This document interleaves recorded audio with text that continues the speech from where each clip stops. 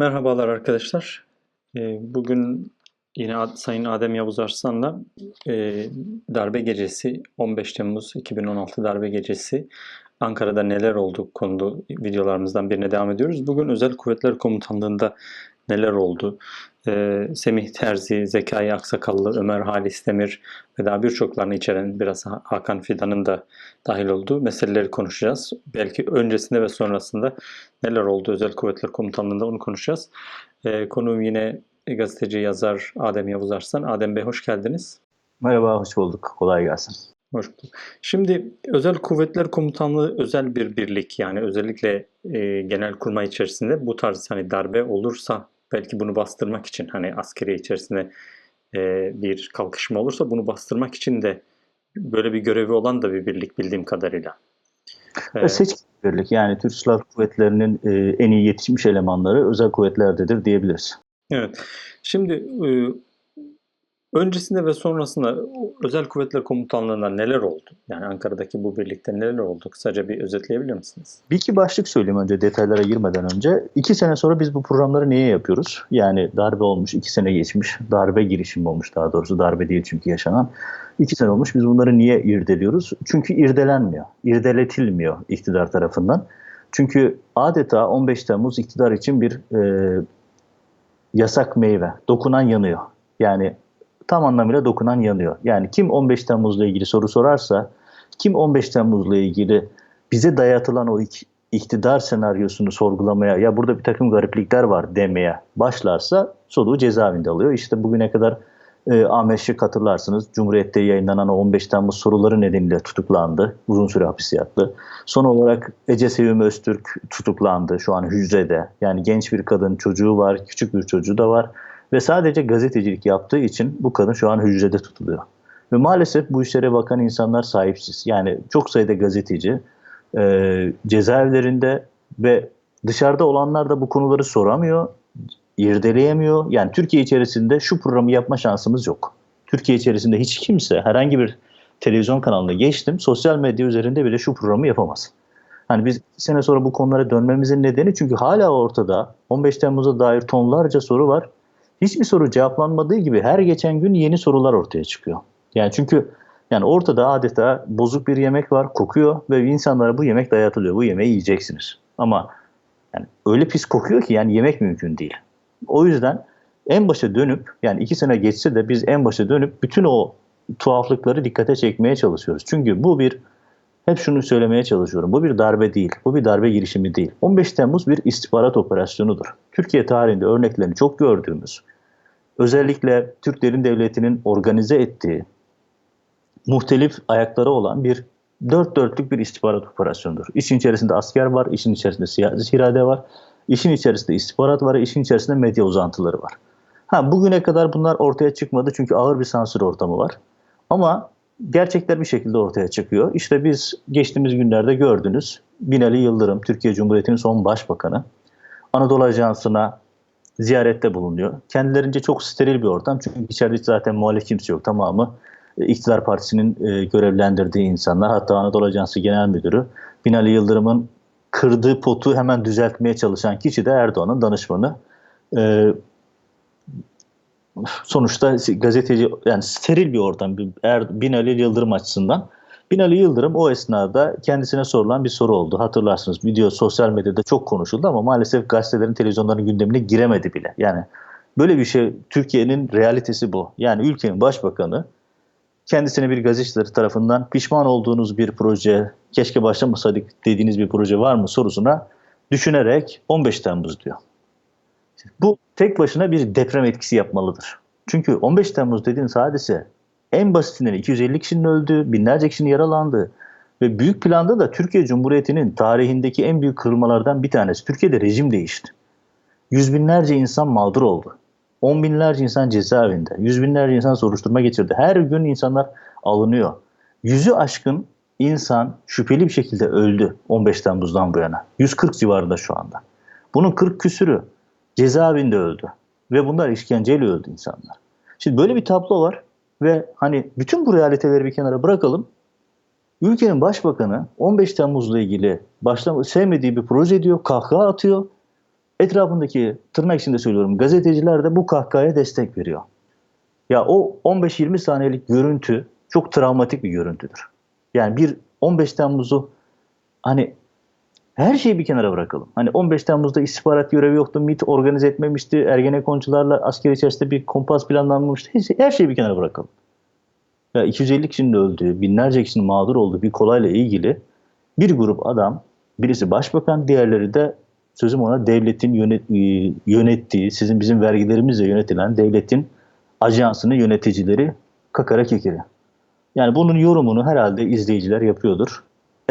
En azından sosyal medya kullanıcıları yapıyordur. Çünkü sosyal medya kullanamayan kişiler zaten bu görüntüleri izleyemedi. Çünkü Türkiye'de ağır bir sansür var.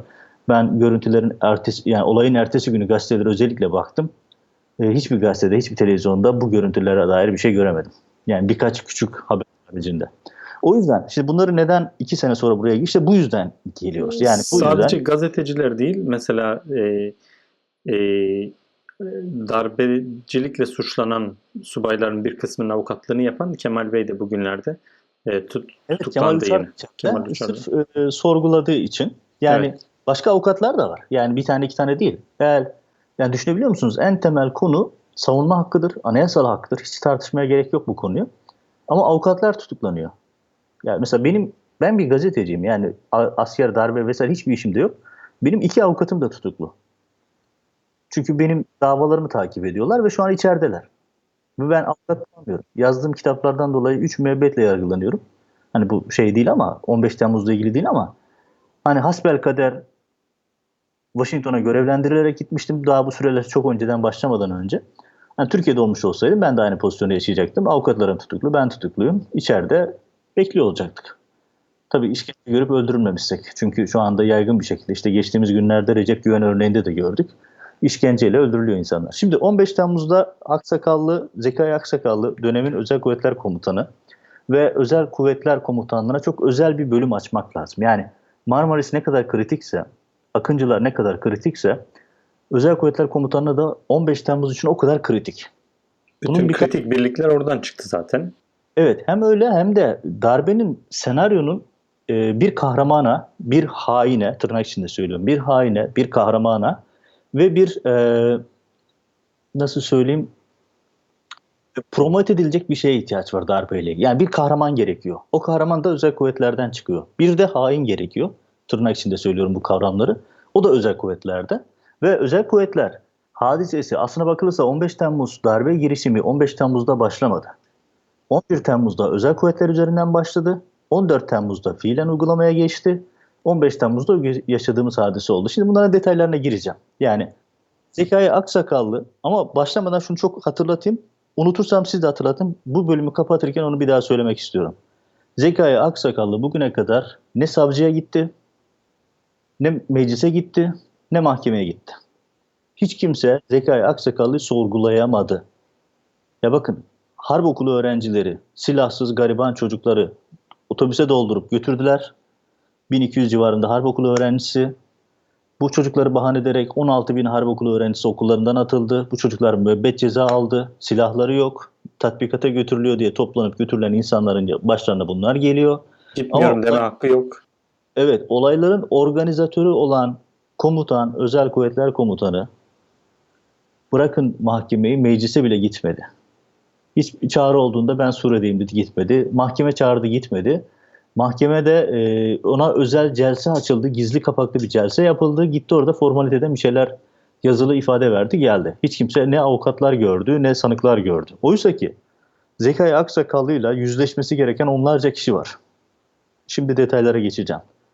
Zekai Aksakaya sorulması gereken onlarca soru var. Zekai Aksakallı şu an nerede? Gelibolu 2. Kolordu Komutanı şu anda orada, Gelibolu 2. Kolordu Komutanlığı'nda, muhtemelen Hamzakoy kışlasında. Hamzakoy'da izleyicilerimizin belki yaşı müsait olanlar hatırlarlar.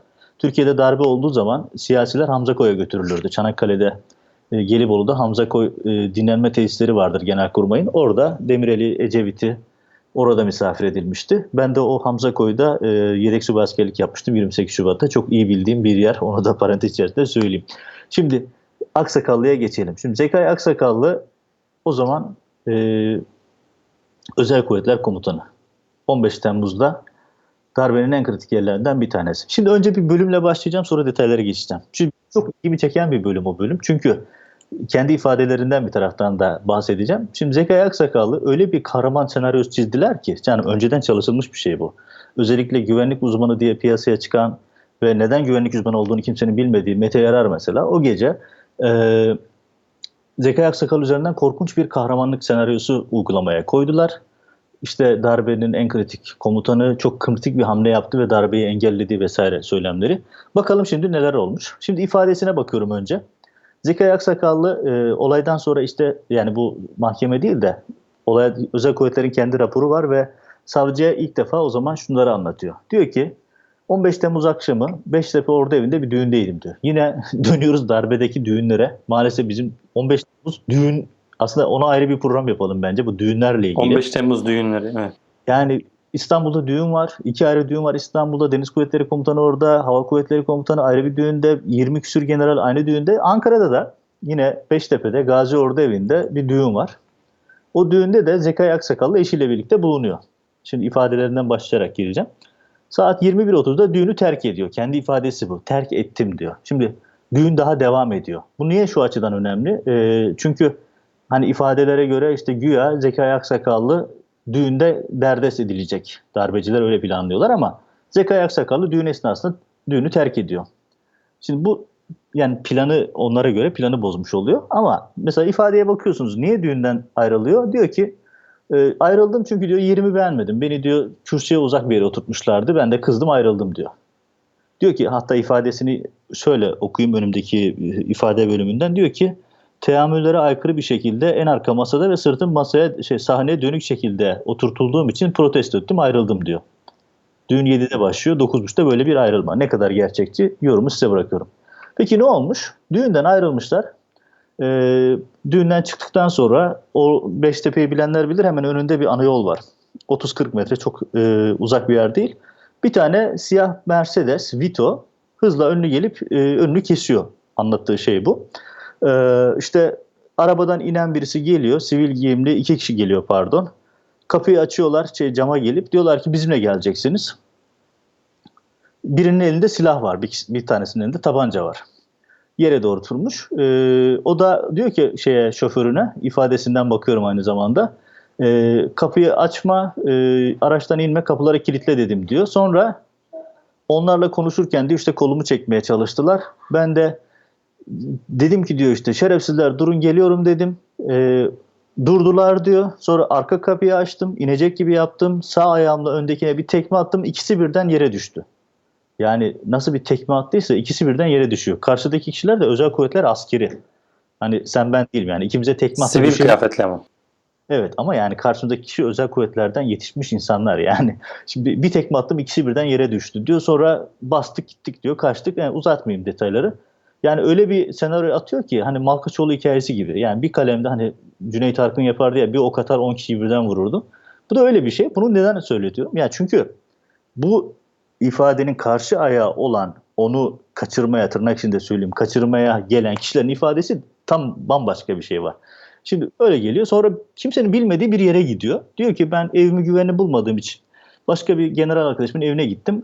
Orada saklandım diyor. İşte nasıl söyleyeyim eşimi teskin ettim falan diyor. Çünkü iddiasına göre eşi bu esnada yaralanıyor. Kolu inciniyor vesaire. Peki ne yapıyor? Bakın akşam 21.30'dan ertesi sabah 10.30'a kadar Zekai Aksakallı ortada yok. Yani kaldığı yeri kimse bilmiyor. Oğulbey kışlasına gitmiyor. Ne yapıyor? O sırada şimdi o detaylara gireceğim. Çok enteresan şeyler oluyor. Sonra peki o kaçırmaya çalışan kişiler kimler? Mesela onlardan bir tanesi Fatih Yarınbaş. Mahkeme diyor ki ben diyor ki bana ifadesi şu şekilde mahkeme ifadesi. Ben diyor 12 Temmuz'da Kıbrıs'ta görevdeydim. Görev yeri orasıymış. Zekai Aksakallı'nın özel görevi nedeniyle Ankara'ya çağrıldım. Bana dendi ki diyor vatan millet hassasiyeti çok kritik bir konu hemen Ankara'ya çağrılıyorum. Ben de Ankara'ya gittim diyor. 15 Temmuz akşamı da ordu evinde odamda otururken askeri hattan Özel Kuvvetler Harekat Birliği'nden arandım. Özel Kuvvetler Komutanı Zekai Aksakallı'nın ordu evinde düğünde olduğu, güvenlikle ilgili ciddi bir sorun olduğu, komutanın acil olarak beni yanına beklediği söylendi diyor. Tehditin ne olduğunu sorduğumda beni arayan personel kendisini tam olarak bilmediğini ancak Genelkurmay'dan aldıkları bilgiye göre MİT'ten normal olarak değerlendirilmeyecek bir istihbarat alındığını söylüyor vesaire. O da diyor ki ben yıllarca özel kuvvetlerde çalıştım. Böyle bir tehdit olabileceği için hemen diyor çıktım gittim. Ama diyor o anda yeterince personelim yok. Orada evindeki odamda oturuyorum. Bulabildiğim bir kişi vardı. Onu yanıma aldım gittim diyor. Biz komutanın emniyetini sağlamak için gittiğimizi sanıyorduk diyor. Biz yanına yaklaştığımızda bize küfredip tekme attı. Manevra yaparak tehlikeli bir şekilde olay yerinden uzaklaştı. Biz kendisine komutanım ne oluyor dedik. Anlamadık da ne olduğunu dedi. Yaptığımız değerlendirme sonucunda da özel kuvvetlere dönmeye karar verdik diyor. Şimdi diyor ki Fatih Yırbaş eğer kaçırma planı olsaydı diyor. Yani biz komutanı kaçırsak planımız varsa diyor kaçıracaksak ya böyle bir kişiyle bir tane silahla gitmezdik diyor. Yani hani özel kuvvetler komutanını kaçırmaya gidiyorsun. Elinde bir tane silah var, iki kişisin. Yani tuhaf bir durum. Bir de özel kuvvetler komutanı ordu evinde. Yani ordu evinden adam kaçırıyorsun. Ama iki kişi gidiyorsun ve bir tane silahla gidiyorsun. Yani buradaki hani o işte özel kuvvetler komutanını kaçırmaya çalıştılar. O olağanüstü bir manevrayla kurtuldu. Arkasından gitti. Ömer Halis Demir'i aradı. Semih Terzi'yi vurdurttu. Hani o kahraman senaryosu için böyle bir senaryo yazılmış. Ama detaylara baktığınız zaman da o senaryo biraz tuhaf geliyor. Peki başka ne var? Mesela bugünlerde apoletlerini sökeceğim tartışması var ya. İsmail Metin Temel, bana Asayiş Kolordu Komutanıydı o zaman. Erdoğan konuşurken ayakta alkışlayan, pardon ayakta değil, Muharrem İnce'yi eleştirince alkışlayan komutan İsmail Metin Temel de diyor ki ben Zekai Aksakallı'yı aradım. Daha doğrusu Zekai Aksakallı beni aradı. Karargah işgal edildi ben evdeyim dedi. Metin Temel de diyor ki karargaha dön. Duruma göz kulak ol dedim diyor. O da evdeyim karımı teskin ediyorum cevabını verdi diyor. Şimdi bu İsmail Metin Temel'in açıklamasında var. Yani özel kuvvetler komutanı evde karısını teskin ediyormuş darbe gecesi. Bu da tuhaf şeylerden bir tanesi. Peki ne oldu? Şimdi bu şeyi niye anlattım? Ya şimdi 15 Temmuz gibi çok ciddi bir konuda özel kuvvetler komutanının savunması bu. Daha doğrusu açıklaması bu, savunma değil. Yani işte bir tekme atıyor, iki kişiyi yere seriyor, eve gidiyor, karısını teskin ediyor vesaire. Yani bir senaryo oluşturulmaya çalışılıyor ama çok pespaya bir senaryo oluşturuluyor. Şimdi neden ben az önce yayın açarken aslında 15 Temmuz'u 11 Temmuz'dan başlatmak ve aslında 14 Temmuz'da harekete geçildiğini göstermek gerekir derken şimdi oraya geleceğim. Şimdi mesela bakalım Zekai Aksakallı son 48 saatte ne yapmış o gün? Hani yeni başlayan ya da buradan izleyen izleyicilerimiz olursa şunu söyleyeyim. Zekai Aksakallı'nın pozisyonu anlaşılamadan 15 Temmuz anlaşılmaz. Çünkü 15 Temmuz'un operatör isimlerinden bir tanesi Zekai Aksakallı. Hani planlama kısmı haricinde operatör isimlerden bir tanesi. İşi koordine eden. Şimdi 14 Temmuz daha önce anlatmaya çalıştığım bir şey vardı. 11 Temmuz günü konvansiyonel olmayan harekat emri veriliyor. Şimdi birçok özel kuvvetler askeri ve işte Gökhan Sönmez Ateş, Marmaris'teki tim, Semih Terzi ve benzeri isimler 11 Temmuz'daki bu konvansiyonel olmayan harekat planı, yani bu çok az kişinin bildiği özel bir plan, olağanüstü durumlarda uygulamaya geçen terör tehdidine karşı bu plan talimatı verildiği için bazı komutanlar, askerler, albaylar ya da alt rütbeli insanlar hiçbir şey sormuyor. Çünkü usul bu. Yani konvansiyonel olmayan harekat dediğiniz zaman sadece tırnak içinde bilmesi gerekenlerin bildiği bir operasyondan bahsediliyor ve çok mahrem tutuluyor. Çünkü özel bir operasyon durumu var. Yani olağanüstü bir tedbir var, gerekli. Dolayısıyla birçok ismin ifadesinde şunu karşılaşıyorsunuz. Mesela hakim sorduğunda sana şöyle bir emir geldiğinde ne yaptın diyor. O da ben diyor ki biz özel kuvvetlerde böyle bir şey sorgulamayız. Yani komutan size Ankara'ya gel demişse gelirsiniz diyor. Çünkü bu teamül böyle yani özel kuvvetlerde çünkü o çok hassas bir durumdur. Onun için alması gereken bir adım vardır. Hani mesela biz sivillere anormal geliyor. Kimse şeyi sorgulamıyor. Ya sana bir şey sorulduğu zaman bunu niye uyguladın aynen dediğinde. Çünkü bizim usulümüz budur. Yani ben askerim, bana talimat hemen Ankara'ya gel denilse hemen Ankara'ya gelmektir diyor. Yani dolayısıyla bazı ifadelerdeki biz sivillere ters gelen şeylerin kendi içinde bir mantığı var. Şimdi bakalım 14 Temmuz 2016 Perşembe ne olmuş? Özel Kuvvetler Komutanlığı Gölbaşı Ankara Ulubey Kışlası'nda ihtisas kursu mezuniyet töreni var. Bu meşhur mezuniyet töreni. Bu niye çok önemli? Çünkü Zekai Aksakallı o gün orada. Çünkü ev sahibi aynı zamanda. Neden çok önemli? Normalde bu askerde teamüller çok önemlidir. Cuma günü yapılan bir program. Yani bu mezuniyet törenleri Cuma günü yapılır. Hani bu şey gibidir mesela, meclis açılma törenleri hep 1 Ekim'dir. Ekim ayı şeyidir. İşte ne bileyim, Amerika'da da öyledir. Mesela Eylül ayının ilk pazartesi mutlaka işçi bayramıdır vesaire. Labor Day'dir vesaire. Yani böyle bir sembolik anlamı olan bir şeyden bahsediyoruz. Cuma günü yapılır ve genellikle buraya Genelkurmay 2. Başkanı katılır en üst rütbede. Ama bu programa Özel Kuvvetler Komutanı Zekai Aksakallı diyor ki bu programı Perşembe günü yapacağız. Yani Cuma'dan Perşembe'ye alıyor. Soranlara da Genelkurmay Başkanı gelecek o yüzden diyor. Şimdi burada bir anormallik var zaten başlangıçta. Yani herkes şaşırıyor nasıl oldu diye. Neyse, teamüllere göre de sadece en üst seviyede Genelkurmay 2. Başkanı katılır bu programlara. O gün Hulusi Akar geliyor. Herkes şaşırıyor nasıl oldu, niye geldi ki? Çünkü beklenmeyen bir durum. Ama asıl sürpriz Hakan Fidan'ın gelmesiyle yaşanıyor. Hakan Fidan da programa geliyor. Açıklamasını şöyle yapıyorlar. Diyorlar ki burada MİT'ten de personel var. İyi de önceki yıllarda da MİT'ten insanlar bu kursu alıyordu. İlk defa kursu almadılar. Neyse, geliyorlar, program yapılıyor. Orada paraşüt kısmı falan iptal ediliyor. Diyorlar ki hava muhalefeti vardı. Paraşüt atlama törenini falan iptal ettik diyorlar. Bu da şüpheli çünkü hava raporuna bakıyorsun, hava gayet güzel. Temmuz ayının ortasında Ankara'da ne tür bir hava muhalefeti olabilir ki? Yani sonuçta Ankara bildiğimiz bir yer.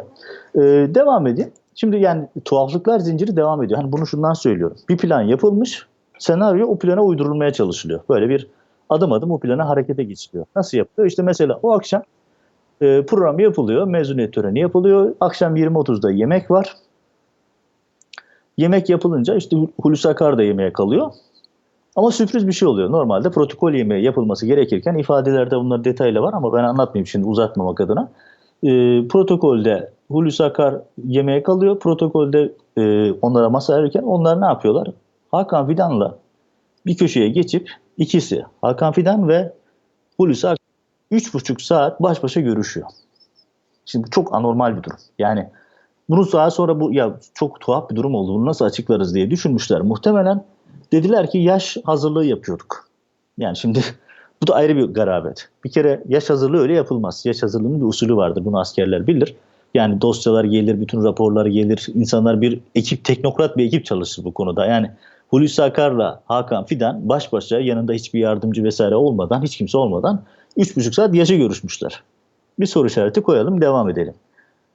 Genelkurmay 2. Başkanı Yaşar Güler, bu da ayrı bir konu. Çünkü Yaşar Güler toplantının ev sahibi. Yani o programın ev sahibi pozisyonunda ve teamülen Hulusi Akar ve misafirler ayrılmadan ayrılamaz. Yani düşünün, siz ev sahibisiniz, evinize misafirler geliyor ama misafirler salonda otururken siz kalkıp gidiyorsunuz.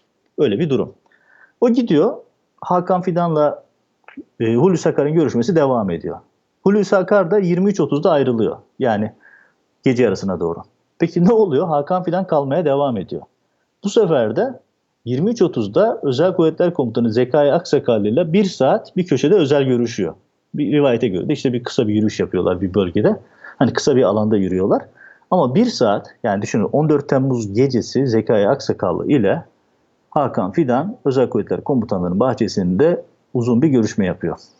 Şimdi bu görüşmeler şu açıdan çok önemli. Hani her şey o kadar ince planlanmış ki 15 Temmuz akşamına yönelik. Yani sanki işte 15 Temmuz günü askerler sokağa çıktı, darbe oluyormuş senaryosuna inanmamızı bekliyorlar. Ama bu kadar görüşmüşsünüz. Yani Genelkurmay Başkanı'yla MİT Müsteşarı'nın 2 gündeki toplam görüşme sırası 6,5 saat. Özel Kuvvetler Komutanı ile MİT Müsteşarı'nın görüşmesinin süresi bilinmiyor. Çünkü 15 Temmuz akşamına dair daha bilinmeyen birçok detay var. Sonra ne oluyor? Saat 15'te işte 14 Temmuz gecesi, bu planlar gece yarısından sonra, bu iş bittikten sonra 15 Temmuz gününe gelelim. Cuma günü.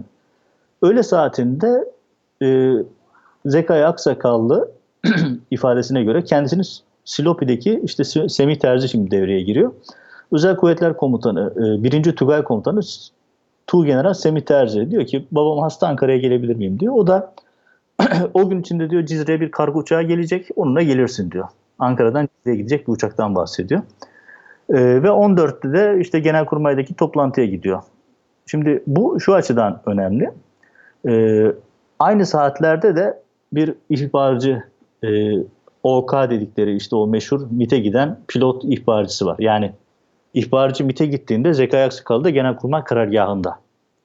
Hadiselerin içerisinde, göbeğinde. Yani Zekai Aksakallı neden kritik? İşte her kritik olayın ortasında bulunuyor çünkü.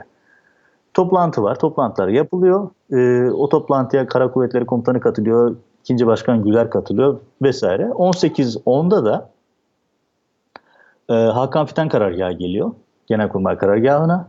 Ve 18.30'da uçuş yasağı emri geliyor. Şimdi bu niye önemli? Şu açıdan önemli. 18.30'da uçuş yasağı emri geliyor. Yani bir anormallik var. MİT Müsteşarı karargaha gelmiş. Genelkurmay Başkanı toplantı yapmış. Kara Kuvvetleri Komutanı Salih Zeki Çolak denetlemek için geçen hafta anlatmıştım. Geçen programda anlatmıştım. Kara havacılığa gidiyor. Helikopterleri hazır görmesine rağmen burada hiçbir şey olmayacak falan diyor. Burada bir şey yok raporu veriyor. Daha sonra o helikopterler gidip bombalıyor Ankara'yı vesaire. Şimdi o ortamda yani Zekai Aksakallı'nın olaylardan haberi olmama şansı yok. Zaten bir gün önceki toplantılar var. Artı Genelkurmay karargahında artı her şey gözünün önünde oluyor. Buna rağmen düğüne gidiyor. Ve protokolü beğenmediği için ayrılıyor yani. O kritik olan bir şey yapıyor.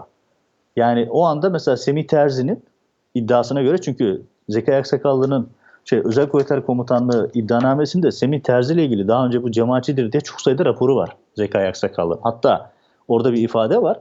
Uzatmamak adına ifadelere çok girmek istemiyorum. Orada diyor ki Semih Terzi'yi kovuyor. Hatta diyor Semih Terzi'yi görevden aldırmak için çok uğraşmış birisi. Hani bir darbe olacaksa Semih Terzi'nin de içinde olacağını bilecek birisi, yani böyle bir şey varsa. Ama o anda mesela daha o anda Semih Terzi'yi daha Silopi'de tutabilecekken hiçbir şey yapmıyor. Daha devam edeceğim çünkü Semih Terzi'yi çok net bir şekilde öldürmek için Ankara'ya getirmişler. Bunu göreceğiz şimdi, anlatacağım. Bunu nasıl bu kanaate vardınız yani? Şimdi sırasıyla gideceğim. Biraz sırayı zincirin halkalarını tamamlamaya çalışıyorum. Şimdi 18.30'da uçuş yasağı var. Yani Türkiye genelinde uçaklar uçmayacak. Genelkurmay'ın emri.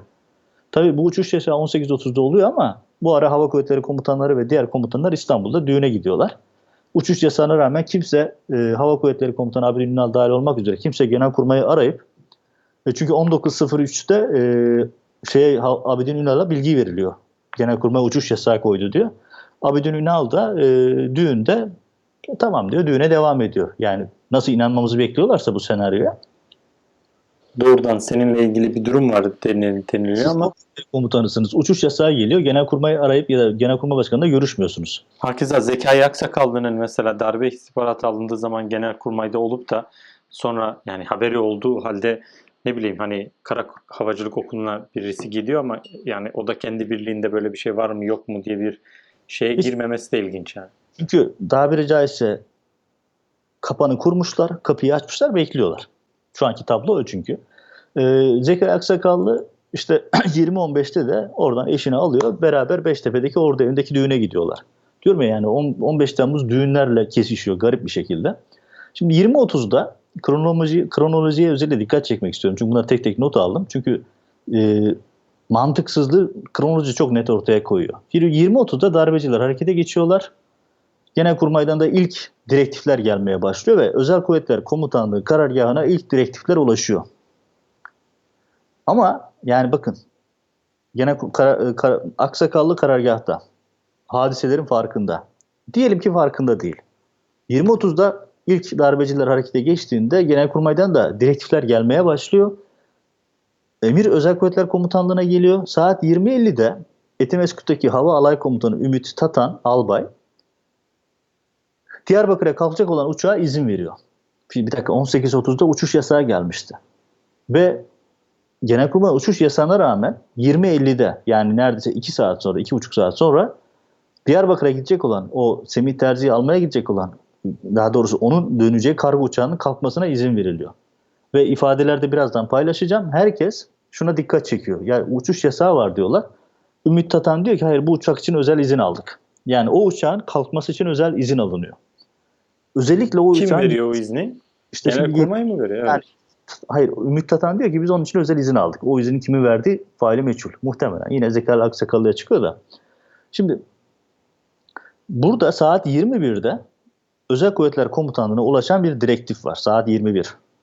Diyor ki Özel Kuvvetler Komutanı Zekai Aksakallı görevden alındı. Yerine Semih Terzi atandı. Şimdi bak saat 9. Bu direktif Özel Kuvvetler Komutanlığı'na ulaşmış. Bunları iddianamelerden toparladım. Yani kendi kafamdan bir senaryo yazmıyorum. Şimdi 21.20'de de saat 21.20'de 20 dakika sonra da özel kuvvetlerden çıkmış olan 33 kişi Genelkurmay Karargahı'nı basıp kuvvet komutanı Genelkurmay Başkanı ve ikinci başkanı alıyor. Yani bunların hepsi olmuş. Ama ne oluyor? 21.22'de 2 dakika sonra, yani Genelkurmay basıldıktan 2 dakika sonra Etimesgut'taki havaalanından Diyarbakır'a uçak havalanıyor. Kuleler hiçbir itiraz çıkar. Yani normalde uçmaması gerekir değil mi bu uçağın? Yani çünkü olaylar başlamış şeyler. Kuleler hiçbir şey demiyor. Bu uçak kalkıyor, gidiyor. Havada hiçbir engellemeyle karşılaşmıyor. Yani uçağın kalkmış olması gitmesi için yeterli değil. Kalkıyor ama hiçbir engelle ulaşmıyor. Çünkü onu bir fraksiyon, mesela darbeci fraksiyon kaldırmış olabilir. Darbeci olmayan, yasağı uygulamakla mükellef ordunun geri kalanı aslında o fraksiyonla beraber hareket etmediği için veya bir şey almadığı için onu durdurabilir veya durdurmamak üzere bir emir almış olabilir yani. Evet, çok detaya girmeden şunu hatırlatayım. Albay Ümit Tatan Zekai Aksakal'ın sağ kolu. Yani Ümit Tatan'ın Zekai Aksakal'a rağmen bir şey yapması mümkün değil. İzin veriyorsa onun adına belki bir... Evet, izin veriyor, onun adına izin veriyor ve izini alıyor. Uçak Genelkurmay işgal edilmiş, olaylar başlamış ama bu uçak Semih Terzi'yi getirmek üzere havalanıyor. Kuleler engel çıkarmıyor, işe gidiyor. 22.15'te de nöbetçi amiri özel kuvvetlerden Ümit Koçak aranıyor. Bunu arayan da Zekai Aksakallı şu talimatı veriyor. 22.15, bakın daha Semih Terzi Diyarbakır'dan gelmiş değil. İçeriye sadece Semih Terzi'yi alın. Başka hiç kimseye izin vermeyin. Bu talimatı veren Zekai Aksakallı. Ya şimdi darbecilerin, yani Semih Terzi'nin cemaatçi olduğu ile ilgili onlarca rapor düzenlemiş. Kendi ifadelerinde var. Ortada darbe başlamış. Darbe simsi bir hadise başlamış. O olaylar karışık. Ama bir uçağı onu almak için gönderiyor. Öbür taraftan da nöbetçi amiri Yarbay Ümit Koçak'ı arıyor. Diyor ki 22.15'te kışlaya sadece Semih Terzi'yi alacaksınız. Başka hiç kimse içeri girmeyecek diyor. Hani az önce dedim ya, tuzağı kurmuşsunuz, kapanı kurmuşsunuz, kapıyı açmışsınız, bekliyorsunuz. Hadi bu içeriye girsin, kapanı kapatayım diye. 23.15'te uçak Diyarbakır'a iniyor. Bu arada da Zekai Aksakallı işte kendi düğünden çıkmış ve şeye gitmiştir. 23.30'da Semih Terzi Diyarbakır'a iniş yapıyor. 23.59'da Ankara'ya iniş yapıyor. Hayır, Diyarbakır'a iniş yapıyor. 23.59'da da uçak hiçbir engelle karşılaşmadan Diyarbakır'dan kalkıyor. Şimdi bakın, Genelkurmay'dan talimat geliyor. Diyor ki Semih Terzi yeni Özel Kuvvetler Komutanı, Zekai Aksakallı görevden alındı. Şimdi bu talimat elinizde. Buna rağmen uçağı kaldırıyorsunuz. Arada Genelkurmay basılıyor, başka şeyler yaşanıyor, köprüde insanlar var. 23.59'dan bahsediyorum, gece yarısı.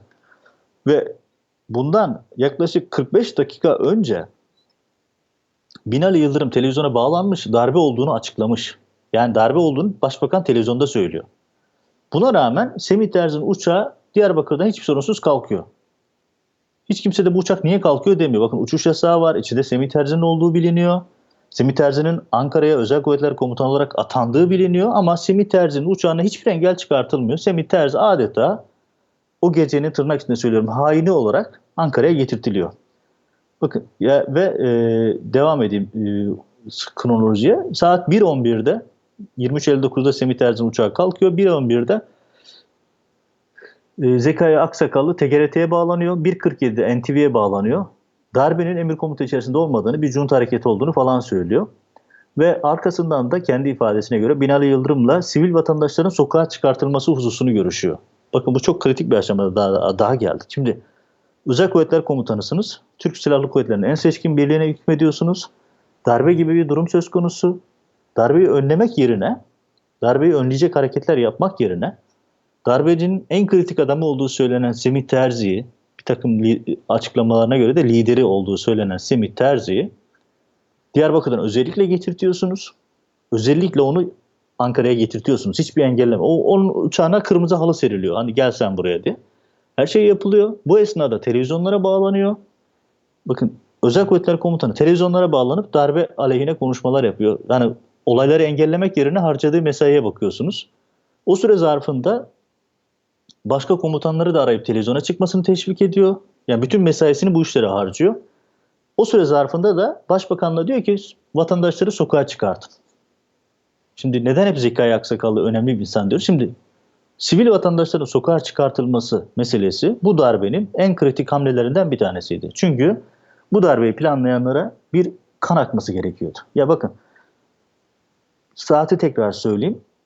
01.11'de TGRT'ye bağlanıp bir junta hareket ediyor. Bir darbe grup hareket etti diyor. Şimdi darbe grup darbeye kalkışmışsa ne yaparsınız? Daha büyük grupla bastırırsınız, değil mi? Daha büyük bir grupla bastırırsınız. Bunu bilmek Evet, için bir asker azınlıksa yani tabii ki. tabii yani bunu bilmek için asker olmaya gerek yok. Kurmay subay olmaya gerek yok. Yani bunu bana söyleseniz ben de söylerim yani. Bir tane grup, hele bir de askeri okul öğrencileri, hele bir de silahı yok. Yani tam bir komedi bir durum. Boğaz Köprüsü'nün bir şeridini kapatmışlar. Yani böyle bir durum söz konusu. Evet. Ne yaparsınız? Bunu bastırırsınız, değil mi? Buna hemen Evet, iki dakika. yani nihayetinde sonuç olarak %1,5'u şey yaptığına göre elinizdeki birlikleri bilirsiniz. O birliklerle müdahale edersiniz. Belki sayınız kalkışmayı yapanlardan azsa halk desteği, asker polis desteği şu bu gibi hani dışarıdan destek aramanız gerekebilir. Yoksa bu aslında İsmail Bey, silahlı bir grubun karşısına sivil halkı çıkartmak askeri bir taktik değildir. O siyasi bir karardır. Yani siyasi bir karar da siyasiler verir ve bunda amaç da siyasi bir kazanım elde etmektir. Yani siz veya bir şeyi kaybetmemektir. Evet. silahlı insanların karşısına sivil halkı çıkartmazsınız. Çünkü bu katliama yol açar. Yani silahlı bir grup, darbe yapma niyetiyle yola çıktığını söylenen bir grup var. Siz onun karşısına halkı çıkartıyorsunuz. Burada çok net bir şekilde kan akmasını istiyorsunuz. Yani bu bir siyasi hamle. Çünkü eğer 15 Temmuz'la ilgili bakın 2 sene geçti. Ne konusu ortaya atsam ya da ne konusu insanlar dese ki ya bakın kardeşim burada bir tuhaflık var desen 250 kişi öldü. Yani 250 kişi ölmesi bu 15 Temmuz'u planlayanlar için bir aslına bakılırsa bir kazanım. Çünkü ceset olmasa, kan olmasa bu zulümleri yapamazlardı. Türkiye'de rejim değişti. Anayasa askıda. Niye? Çünkü 250 kişinin öldüğü bir olay var. Devam edeyim. Şimdi Bir de o gün sadece İstanbul'da 10.000 kadar polis IŞİD saldırısı olacak yani ki bu da ayrı bir acil tesadüf. durumda tesadüfen görevde. O da ayrı Herkes bir toplantı tesadüf. halinde. Evet. Herkes hazır vaziyette bekliyor diyorum ya. Yani kapanı kurmuşlar. İçeriye girmesini bekliyorlar kurbanların. Mesela ne yapmış Zekai Aksakallı? Jandarmadaki İsmail Metin Temel'i aramış. Sonra 8. Kolordu Komutanı Yılmaz Uyar'ı aramış. İbrahim Yılmaz'ı aramış 7. Kolordu'dan. Başka komutanlar aramış. Hepsinin televizyona çıkışını organize etmiş. Bir basın danışmanı gibi. Yani bu da enteresan. Yani siz darbeyi önlemek yerine işin PR kısmındasınız. Yani bu Peki bu Zekai Aksakallı. kritik bir hareket değil mi? Yani işte bütün komutanları televizyona bağlayıp bakın Yapması darbe kişi azınlık. Zekai Aksakallı değil. Zekai Aksakallı Özel Kuvvetler Komutanı, MİT Başkan Müşaviri ya da Başbakan Basın Danışmanı değil. Yani bunu birileri yapacaksa bunu yapması gereken kişi başka. Siz darbeyi önlemek yerine insanları sokağa çıkarmaya çalışıyorsunuz. Ya tekrar söylüyorum, silahlı bir grubun karşısına sivil halkı çıkartma kararı siyasi bir karardır. Askeri bir çözüm kararı değildir. Yani silahlı bir grubun karşısına vatandaşı çıkartmak, burada bir politik bir hamle var. Ya bu politik hamleyi de Özel Kuvvetler Komutanı yapmamalı. Yani bunu hep şuradan şu detaya geliyorum. Zekai Aksakallı muamması çözülmeden 15 Temmuz anlaşılmaz. Çünkü 15 Temmuz'un operatif isimlerinden birisi Zekai Aksakallı. Devam. Bu ara ne yapıyor? Koruma astsubayı olan Ömer Halis Demir'i arıyor. 8 defa. 8 kez arıyor Ömer Halis Demir. Ya ama şimdi bir de tekrar söylüyorum. Bu telefon görüşmelerini yapan Zekai Aksakallı Başbakanı aramıyor. Cumhurbaşkanıyla görüşmüyor. Genelkurmay Başkanıyla görüşmüyor. Kara Kuvvetleri Komutanıyla görüşmüyor. Ya elinizde telefon, fıldır fıldır herkesi arıyorsunuz, herkesle konuşuyorsunuz. Birazdan detaylara geleceğim. Zekai Aksakallı onlarca kişiyi arayıp şu komutanı vur, bu komutanı vur, şunları vur, bunları vur diye toplamda 50 civarında talimat veriyor. Yani eğer o askerler Zekai Aksakallı'nın talimatlarını uygulamış olsalar o gece 50 civarında general gidiyor. Yani böyle garip bir durum var. Devam edeyim. Ömer Halis Demir'i arıyor. İşte Ömer Halis Demir'in merhum Allah rahmet eylesin. Burada devreye giriyor. Şimdi bir kahramana, tırnak içinde söylüyorum, bir kahramana ihtiyacı var. Sembolleştirilen bir isme ihtiyaç var böyle bir olayda. O da garibim Ömer Halis Demir. Ömer Halis Demir'i arıyor. İşte onun da bayrak kullanıcısı olduğu vesaire söylenmişti bir ara. Ömer Halis Demir'e diyor ki Semih Terzi hain, onu vuracaksın. 8 kez arıyor ikna etmek için. 8 kez. Ömer Halis Demir çaresiz uyuyor. Çünkü asker 20 yıldır neredeyse özel kuvvetlerde çalışıyor ve özel kuvvetler komutanının yakın koruması. Yani çok yakın. Hani bu tip insanlar, yakın korumalar ve bu kadar yakın çalışan polisler, askerler bir duygusal ilişkiye de girer korudukları kişilerle. Çünkü yakınlık bir söz konusu. Hani duygusal ilişkiden kastım şey, kendini ona karşı daha böyle bir sorumlu hissetme. Çünkü onun canını korumakla sorumlu. Ömer Halis Demir bu talimatı aldığında Semih Terzi henüz oraya gelmiş değil. Geliyor. Ne oluyor? 02.05'te kargo uçağı Etimesgut'a iniyor. Bakın, Türkiye karışmış, Cumhurbaşkanı halkı sokaklara çağırmış.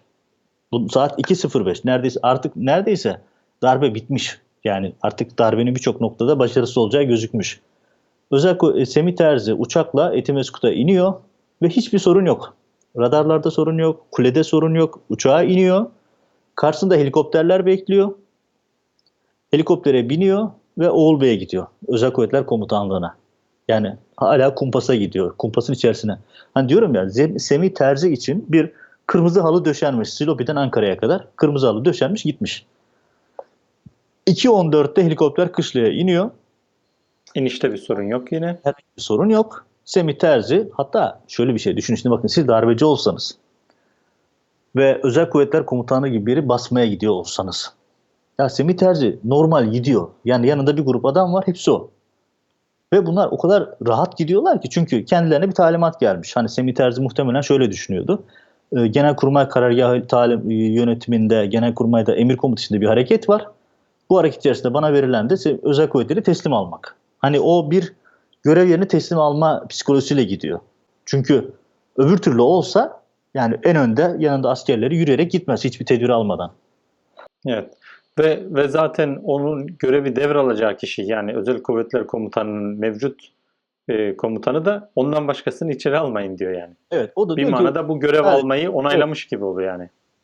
ve 2.16'da işte orada talihsiz olay yaşanıyor. Ömer Halis Demir Semih Terzi'yi vuruyor. Daha doğrusu orada şöyle bir şey daha var. Hani o kahramanlaştırma senaryosunu öyle bir acite ettiler ki, işte güya o filmler de yapıldı, reklam filmleri yapıldı. Hatta merhum Ömer Halis Demir adına siteler falan yapıldı. Yani inşaat siteleri, web sitesi değil. Yani o kadar istismar edildi ki Ömer Halis Demir. Kardeşi milletvekili adayı yapıldı vesaire. Ömer Halis Demir senaryoya göre, işte Mete Yarar'ın attığı Zeki nereden çıktı? Semih Terzi'nin önüne geçip alnından vuruyor. Yani böyle senaryoze edildi. Ama otopsi raporlarına falan baktığınız zaman öyle değil. Arkadan, sırtından vurulmuş ve gerçekte ifadeleri okuduğunuz zaman e, Ömer Halis Demir ağaçlık bir alandan ateş ediyor ve iki yere ateş ederek sırtından vuruyor. Yani hani bize anlatılan senaryo doğru değil. Hani 15 Temmuz'da kurulan senaryo doğru değil. Orada enteresan bir şey daha oluyor. Semih Terzi yaralanıyor, Gata'ya götürülüyor. Halis Demir de yaralanıyor. Çünkü Semih Terzi'nin etrafındaki askerler de ateş edilen bölgeye ateşe karşılık verince Ömer Halis Demir de yaralanıyor. Sıhhiyeci askerler geliyor, bakıyorlar yaşıyor. Şimdi böyle bir durumda siz ne yaparsınız? Bunu korursunuz. Çünkü en kritik adamlardan bir tanesi. Yani ifade vermesi lazım ya da yaşatmanız gerekiyor. Sonuçta en kötü ihtimalle mesai arkadaşınız. Yerde yaralıyken Ömer Halis Demir, Semih Terzi ile birlikte oraya gelen Üsteğmen Mihrali Atmaca belindeki tabancayı çıkartıyor. Diğer askerlerin itirazına rağmen Semih Terzi'yi infaz ediyor. Bu infazdır, yani yerde yaralı yatan birinin kafasına sıkmak. Göğsüne iki el ateş ediyor, pardon, ifadelerin otopsi raporunda öyle diyor. Şimdi öldürmek amaçlı göğsüne iki el ateş ediyor. Bunu yapan da Mihrali Atmaca Üsteğmen. Onun durumu ne oluyor sonra acaba? Şimdi sonra ne oluyor? Şu oluyor. Ertesi sabah 10.30'da Zekai Aksakallı geldiğinde fark ediyoruz ki Mihrali Atmaca aslında Zekai Aksakallı'nın adamı.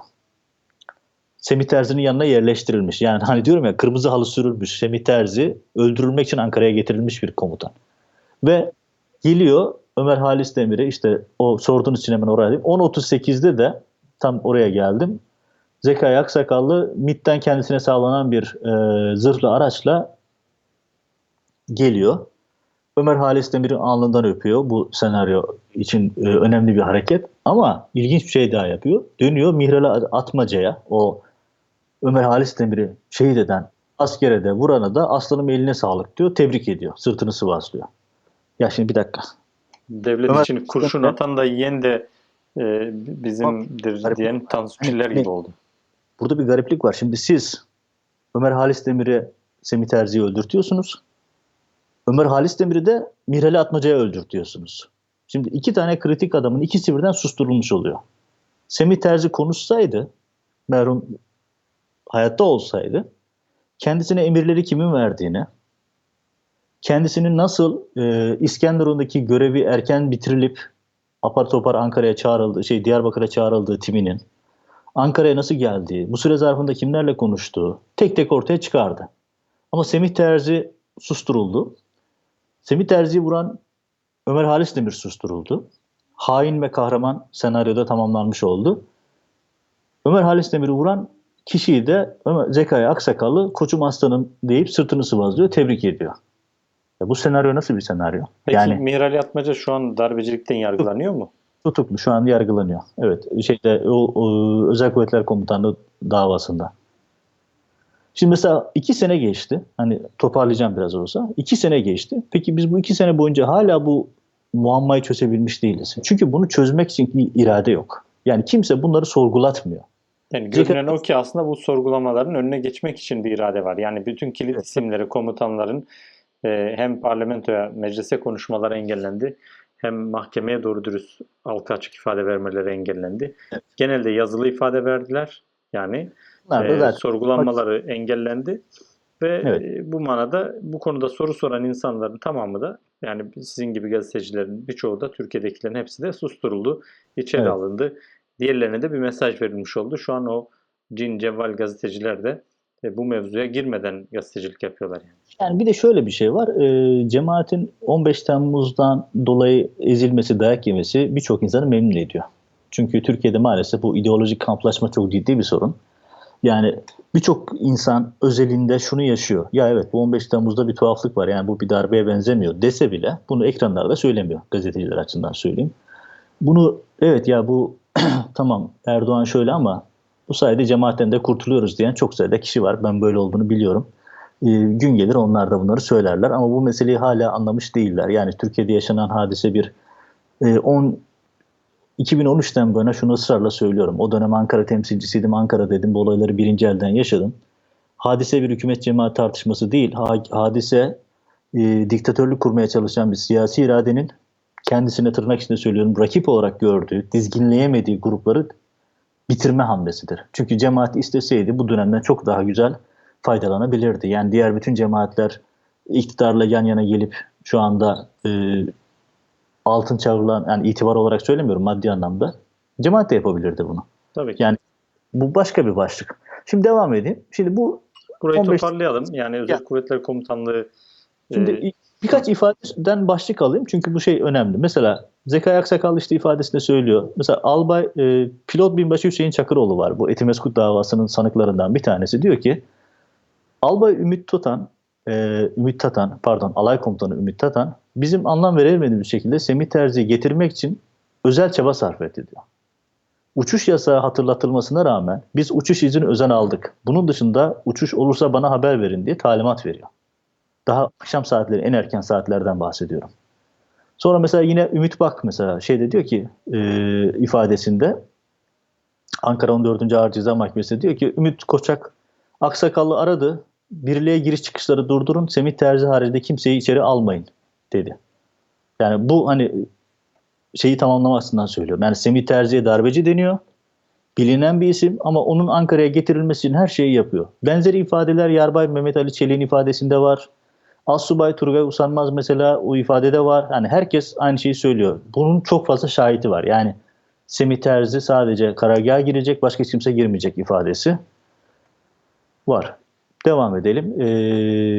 Yine Ömer Halis Demir'in Mihrali Atmaca'nın ifadesinde var. Kendisi söylüyor. Zekai Paşa birliğe geldi, bana aslanım eline sağlık dedi, tebrik etti diyor. Mihrali Atmaca'nın kendi ifadesinde bu var. Yine Assubay Harun Topbaş'ın ifadesinde şöyle diyor. Ömer Halis Demir başçavuşu alnından öptü. Mihrali Üsteğmen'i de darbeyi engellediği için tebrik etti. Yine bu Ankara 14. Ağır Ceza Mahkemesi'nde. Şimdi bu kısmı bir virgül koyalım.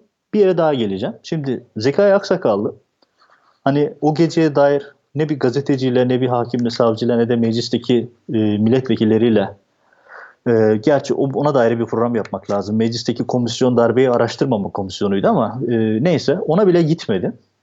Şimdi bakıyorsunuz bir bölüm var. Mesela Fatih Yarınbaş'ın ifadelerinde de var. Başka insanların ifadelerinde de var. Zekai Aksakallı o gece mesela diyor ki Ömer Halis Demir'i arayıp vur emirlerini söylüyor. Sonra oradan arayıp Mehmet Ali Çelik'i arıyor. Mehmet Ali Çelik'i vur diyor. Sonra Hareket Başkanı Ümit Bak'ı vur diyor. Zırhlı birlikleri arıyor. Orada bir Tuğgeneral'in ismini söylüyor. Onu vur diyor. Genelkurmay'daki bir koruma astsubayını arıyor. Ona diyor ki şunları vur diyor. O da diyor ki komutanım burada birçok insan var. ÖKK personeli yani özel kuvvetler personeli de burada ne yapayım diyor. Hepsini vur diyor. Genelkurmay Başkanı ikinci başkan diyor. Olsun hepsini vur diyor. Yani Genelkurmay Başkanı ve ikinci başkanı var diyor astsubay. Yani şimdi düşünün bakın. Aksakallı darbeyi önlemek yerine darbede başka bir misyon eda ediyor. Yani bir taraftan sivil halkı sokağa çağırmak için koordinasyonlar yapıyor. Bu ara Genelkurmay Başkanı ve MİT Müsteşarını ve diğer önemli kirimleri aramıyor darbeyi önlemek için. Onun dışında ne yapıyor? Bakın çok sayıda. Bütün ifadeler şeylerde var bunlar. Daha mahkeme kayıtlarında. Çok ilginç. Ya, bu curcuna da bayağı insanı aradan çıkarmaya çalışmış yani. Yani toplamda Fatih Yarınbaş'ın ifadesinden söyleyeyim 40 küsür kişinin öldürülme talimatını veriyor. Çoğusu üst rütbeli Genelkurmay Başkanı ve ikinci başkanı dahil. Ve Genelkurmay Başkanı, Kurmay Başkanı yani Silopi'yi arıyor mesela. Oradaki bir astsubayla görüşüyor. Uzatmamak için isimlere, detaylara girmiyorum. Kurmay Başkanı'nı vur diyor. Ya Silopi'de hiçbir şey yok. Sokağa çıkan asker yok. Yani Silopi'deki bir astsubayı arayıp Zekai Aksakallı diyor ki Kurmay Başkanı'nı vur. Yani nasıl yani? Niye vuruyor? Ne oluyor? Şimdi bunun gibi bir sürü detay var. Bu ifadeler mesela merak eden varsa Akıncı davasının 23 Ağustos 2017 tarihli duruşmasında bunun detayları var. Hani adresini de göstereyim yani merak eden olursa bakabilir. Şimdi bunu şundan söylüyorum. Yani Zekai Aksakallı'ya dikkat çekmemin, ona özel bölüm ayırmamın nedeni bu. Zekai Aksakallı o gecenin koordinatörlerinden, operatörlerinden bir tanesi. Çok büyük operatörlerinden birisi öyle gözüküyor. Çünkü hem çok kilit bir konumda darbeyi önlemesi gereken isimlerden birisi, hem darbeyle ilgili öncesinde ve sonrasında toplantılar yapan birisi, hem de pek çok insanın, ben mesela hiç böyle bakmamıştım işin doğrusu, hani darbeyle ilgili şeylere baktığım zaman pek çok insan hani öldürülseydi belki bambaşka hikayelerde, mesela işte Genelkurmay Başkanı'nı öldürselerdi, anlatabiliyor muyum? Darbeciler öldürmüş olacaktı. Ama aslında Zekai Aksakallı'nın emriyle olmuş olacaktı ve Zekai Aksakallı bugün muvazzaf darbecilikten yargılanmıyor. İkinci Yani başkan öldürülseydi, söylediği insanlar öldürseydi darbeciler şunu öldürdü, bunu öldürdü denecekti yani. Şimdi İsmail Bey bir de şöyle bir şey var. Bir insanın ölüm emrini veremezsiniz. Yani bu çok temel bir konudur. İnsanın ölüm emrini veremezsiniz. Bir insanın ölüm emrini Tutukla vermek diyebilirsiniz yani. Yani bir insana en fazla bu insanı etkisiz hale getirin, tutuklayın dersin. Ya da bu insanı işte kışlaya sokmayın dersin. Bu insan hani ölüm emri vermek yetkisi bir generalde değildir. Çok ilginç. Yani buna rağmen bu adamın hala muvazzaf olması ilginç değil mi? Yani neyi gösteriyor sizce? Sonuçta darbenin koordinatörlerinden birisi olduğu için halihazırda korunuyor, muhafaza ediliyor ve iddia ediyorum yani bu kayıt dursun bir kenarda. 2. Kolordu Komutanlığından sonra daha kritik bir göreve gelip Genelkurmay'a doğru yolu açılacaktır Zekai Aksakallı'nın. Ben de Genelkurmay Başkanı olsam şu an onun yolunu tıkamak için her gerekeni yaparım. Çünkü benim bulunduğum bir odadaki birisine, herkesi öldür diyen birisine ben güvenmem mesela. İşte yani en büyük ortak Çünkü hasbelkader dinlemiş olsa, anlatabiliyor muyum? O sözü uygulamış olsa o asker, şu an Hulusi Akar ve Yaşar Güler darbeciler tarafından şehit edilmiş, olay daha büyük dramatik boyutlara ulaşmış olacaktı yani. Yani tabii şu an yeri değil ama belki bu toz bulutu dağıldığında şunu da belki göreceğiz. Bugün kahraman olan ya da bugün devleti kurtardığı söylenen insanların aslında o gün hain olduğu, hain denen insanların da bir takım hamlelerle aslında çok büyük trajedilerin önüne geçtiğinde belki zaman geçtikçe bu toz bulutu dağıldığında görebileceğiz. Mesela Zekai Aksakal'la ilgili ilginç şeylerden bir tanesi işkenceler. Şimdi bakın yani darbenin koordinatörü her türlü tuhaf işlere imza atmış. Arkasından ertesi gün gidip işkence yapmış insanlara. İfadelerde tek tek var bu. Hatta yetkisi olmayan yerlerde bile yapmış. Genelkurmay dahil. Mesela bakın pilot binbaşı Mehmet Sağlam diyor ki Etimeskut davasının 6 Şubat 2017 tarihi duruşmasında. Yani bana işkence yapan Zekai Paşa'dır diyor. Bakın bizzat isim veriyor pilot binbaşı. Eşim ve kızlarımın namusuyla tehdit ettiler diyor.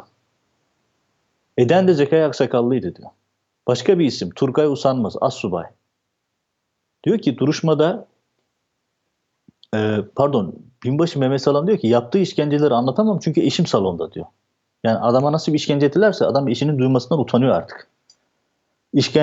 Turgay Usanmaz'ın dediği şey işte eşim ve kızımın namusuyla tehdit ettiler. Bana işkenceyi yapan Zekai Aksakallıydı diyor. Başka isimler de var. Mesela Genelkurmay Protokol Subayı bir kadına işkence yaptığı iddiası var. Çünkü o ifadelerinde söylüyor. Şimdi bunların hani her şeyi bir kenara bırakın. İşkence iddiası evrensel bir kuraldır. Zaman aşımı yoktur. İnsanlığa karşı suçtur. Zekai Aksakallı'na mesela bunları hiç kimse sormadı. Ya bu işkence iddiaları nedir? Bu kadar insan söylüyor bunu diye. Mesela hiç kimse bunları soramadı. Şimdi şöyle toparlayayım. Bakın. Şimdi Binali Yıldırım 23.02'de NTV'ye çıkmış. Anlatmış. Daha uçak yani Semih Terzi'yi almaya giden uçak daha Diyarbakır'a inmiş değil. Yani bu esnada işte Zekai Aksakallı evinde telefon trafiği yapıyor. Semih Terzi 23.59'da Diyarbakır'dan havalanıyor. Bakın 23.59 yani 23.02'de darbe açıklanmış zaten. Darbenin kritik isimlerinden birisi daha Diyarbakır'da. O anda orada durdurulabilir. Uçak kalkmayabilir. Orada teslim alınabilir. Yalınmıyor. İşte Erdoğan televizyona çıkıp halkı sokaklara çağırıyor. Semih Terzi'nin uçağı hala havada. Hiç kimse engellemiyor. 45 dakika bakın uçak 45 dakika olmuş. Erdoğan milleti sokağa çağırdıktan sonra. Yani millet sokaklarda ama Semih Terzi darbenin en kritik adamı uçak havada. Genelkurmay uçağıyla geliyor. Ve hiç kimse bir şey yapmıyor. 45 dakika sonra Etimesgut Havaalanı'na iniyor. Orada helikopterler hazır bekliyor. Yine durdurulmuyor. Oğul Bey'e gidiyor. Orada öldürülüyor. Bütün bunlar olurken bir yandan da geçen programda ilk programda konuşmuştuk. İzlemeyenler oradan izleyebilir. Çiğli'de ekip hazır bir şekilde bekliyor. Saat 3'ü bütün bunların da olup bitmesini bekliyor. Onlar da o suikast operasyonu yapacaklar. Ama onların uçağı nedense hiç hazırlanmıyor bile. Yani hasbelkader Erdoğan alsalar görev gereği götürecekleri bir araçları bile yok. Yakıtları yok yani. Evet. Yakıt alamıyorlar. Uçağın otelin adresini bilmiyorlar. Yoldan çevirdikleri taksiciye soruyorlar vesaire. Bir sürü şey oluyor. Mesela Zekai Aksakallı ile röportaj imkanı bulsak soracağım sorulardan bir tanesi şu olurdu. TGRT'ye bağlanıyor mesela 01.11'de ilk şey. Sonra 1.47'de NTV'ye bağlanıyor. Semih Terzi mesela darbeci falan dese o anda şey bitecek. Semih Terzi'nin yolculuğu bitecek. Uçak kalkamayacak, gelemeyecek vesaire. İnemeyecek. Belki Gölbaşı'na hiç ulaşamayacak. Hiçbirinden bahsetmiyor. Ama kendi ifadelerine baktığınız zaman Semih Terzi'den yıllar boyunca bu böyleydi, şöyleydi diye raporları var. Dahası arayıp telefonda zaten Ömer Halis Demir'e bu adam darbeci bunu vur diyor nihayetinde. Evet. Mesela yani bunu canlı yayında söylese belki herkesin haberi olacak ama evet. Yani hani şöyle söyleyeyim yani bütün bunun dışında. Yani 15 Temmuz Muz Cumhuriyeti'nde bile önlenebilecek bir olaydı. Yani hani programın başında bahsettiğim Binali Yıldırım dedi ya işte 15 Temmuz projesi falan. Yani bu Muz Cumhuriyeti'nde bile önlenecek bir şey yani. Bir dakikada önlenebilecek bir hadiseydi bu. Mesela başka soru işaretlerinden bir tanesi şu. Semih Terzi'nin eşi Nermin Terzi. Mesela o da tutuklu. Eşinin ölüm haberiyle ilgili eşinin ölüm tarihini 15 Temmuz 2016 23.30 olarak yazıldığını söylüyor. Ama ÖKK raporuna bakıyorsunuz. Ölüm tarihi 02.16. Yani rapor değişmiş gözüküyor. Mesela Semih Terzi Gata'yı arıyor. Ölüm raporunun altında imzası olan doktoru soruyor. Diyorlar ki burada öyle bir doktor yok. Semih Terzi'nin eşi mi Gata'yı arayıp soruyor? Evet. Ve Terzi'nin ölüm raporu sahte mi sorusu hala cevaplanmadı. Çünkü ölüm raporu 23.30 yani ölüm saati raporda öyle yazıyor ama Özel Kuvvetler Komutanı'nın kendi raporunda 02.16 yazıyor. Doktor bulunamıyor. Yani o raporun altında imzası olan doktor Semih Terzi'nin ifadesi, Nermin Terzi'nin ifadesi bu. Doktor o doktor yok deniyor. Şimdi bu da ayrı bir soru. Yani sonuç itibariyle şöyle söyleyeyim. Yani ortada bir şey var. Zekai Aksakallı kritik bir adam. Bugüne kadar yargıdan kaçırıldı. Bugüne kadar meclisten kaçırıldı. Bugüne kadar medyayla temas kurdurtulmadı. Yani ciddi anlamda soru cevap yapılamadı. Ve şu anda Gelibolu 2. Kolordu Komutanı. O geceye dair en kritik soruların cevaplarını vermesi gereken kişilerden birisi ve bu sorular hala cevapsız. Semih Terzi Ankara'ya çağrılıp öldürüldü. Yani bu darbeci ise yakalarsınız, yargılarsınız. İnfaz emri veremezsiniz. Veya bir yerlere gitmesine izin vermezsiniz. Bir yerlere önüne ondan başkasını alın. Sonra Semih Terzi ve Gökhan Sönmez Ateş için mesela bu iki isminde hatırlarsınız daha önceki programda konuştuk. Gökhan Sönmez Ateş diyor ki Ben emri Semih Terzi'den almıştım diyor. Semih Terzi de bu emri Genelkurmay'dan aldım demiş onlara göre. Yani Genelkurmay Başkanı da Semih Terzi'ye atfen söylenen ifade bu. Özel Kuvvetler Komutanı da işin içinde. Bu ifade Semih Terzi'nin o subaylara verdiği ifade. Özetle yani 15 Temmuz'u aydınlatacaksak, 15 Temmuz aydınlanması gerekiyorsa mutlaka Zeki Aksakallı'nın bütün detaylı bir şekilde savcıya, hakime ifade vermesi gerekiyor. Bugüne kadar bu isimlerin hiçbirisi mahkemeye çıkartılmadı. Bugüne kadar bu isimlere esaslı sorular sorulmadı. Meclise gitmediler. Son bir şey olarak da hatırlatayım. Meclisi basan Genelkurmay Başkanı Hulusi Akar'ı rehin alan timin başında Albay Fırat Alakuş vardı. Fırat Alakuş mahkemede dedi ki bana bu emri Zekai Aksakallı verdi. Bunu da hatırlatayım. Yani bütün bu yolların kesiştiği, hani bütün yollar Roma'ya çıkıyor, bütün yollar Zekai Aksakallı'ya çıkıyor ama nedense Zekai Aksakallı'ya bunları hiç kimse soramadı. Ne mahkeme, ne meclis, ne de medya. Gün olur inşallah birileri sorar diyorum. Çünkü ama 15 Temmuz'un anlayacaksak 15 Temmuz'da ne olduğunu, 15 Temmuz'da nasıl bir tezgah çevrildiğini anlayacaksak Özel Kuvvetler Komutanlığı'nı, 14 Temmuz'daki o özel toplantıları, 6,5 saat süren toplantılar, MİT Müsteşarı Genelkurmay Başkanı, Özel Kuvvetler Komutanı toplantıları ve Özel Kuvvetler Komutanı Zekai Aksakallı'nın telefon trafiğini çözmek zorundayız. Kesinlikle. Zaten daha önce de dile getirmiştik. Genelkurmay 2. Başkanı Yaşar Güller'in emirleri, yani bütün bu Yıldırım Harekat emrini geçilmesi emrini getiren, Yaşar Güller'den muhtemelen alıp getiren emir subaydaki yine kilit bir isim. O da o gece öldürülenler arasında. Böyle kritik isimler, çok soru var. Hepsini tek tek konuşmak lazım. Öldürülen tek kritik isim Mehmet Akkurt. Yani darbenin emirleri getirdiği söylenen subay. Karargahta ölen tek kişi en kritik adam. O da ayrı bir konu. Ve diğer şeylerin de, yani bu suikast timini organize eden, Zekai Aksakallı'nın emriyle organize eden veya işte Özel Kuvvetler Komutanlığı'nda pek çok organizasyonu yapan kişi yine Semih Terzi ve ölmesi için ayrıca çaba sarf ediliyor. Tabii belki bir de bu emirler, yani Zekai Aksakallı'nın sağa sola arayıp onu vur bunu vur dediği 40-45 general subay da öldürülseydi bunlar da muhtemelen darbecilerin yaptığı şeyler hanesine yazılacaktı. Evet. Bilmeyecektik. Çok teşekkür ediyorum. Bu Özel Kuvvetler Komutanlığı'nın en azından şimdilik bu kadar şey yapalım.